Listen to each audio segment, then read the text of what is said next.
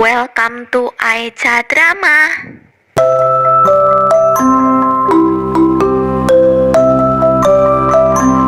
Hai guys, kali ini kita bakal review drama Thailand yang berjudul Brave Young Sojung episode 105-108. Yuk langsung aja. Yuji mengidap suatu tumor yang membuat kekasihnya sangat khawatir terhadapnya dan takut kehilangannya. Mereka pun ke rumah sakit untuk melihat perkembangan penyakitnya.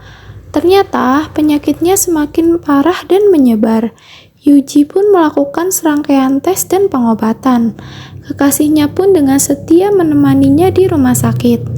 Suster pun masuk dan memasang infus dan memberikan obat. Yuji pun tertidur karena efek obatnya. Tak lama, ia pun terbangun dan kepalanya yang sedikit pusing. Ia pun meminta minum karena kehausan.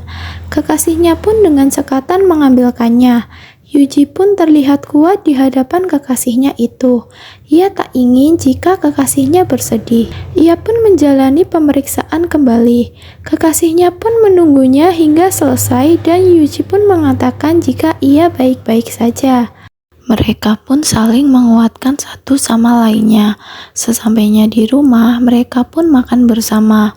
Tiba-tiba saat tengah malam, Yuji pun terbangun karena kesakitan efek pengobatan dan keluar dari kamarnya takut kekasihnya mendengarnya. Ia pun masuk ke sebuah ruangan dan menahan sakit di kepalanya. Ia pun tergeletak lemas sambil memegangi kepalanya yang sakit. Ia pun menangis dan menahan sakitnya. Awal mula deteksi penyakitnya semakin parah saat ia dan kekasihnya bermain di sebuah taman. Mereka berlarian dan sangat senang menikmati momen bahagia itu. Mereka pun membasuh muka dengan air dan tiba-tiba saja Yuji pun mimisan. Namun ia masih merahasiakannya kepada kekasihnya itu. Kekasihnya pun memastikan keadaannya. Namun Yuji pun tiba-tiba pingsan. Ia pun langsung dibawa ke rumah sakit dan belum juga tersadar. Keluarganya pun datang dan memastikan keadaan Yuji dan merahasiakan penyakitnya. Yuji pun terbangun walau masih sakit sedikit di kepalanya.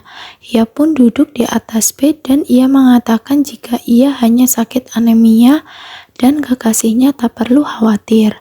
Dokter pun memeriksa keadaannya.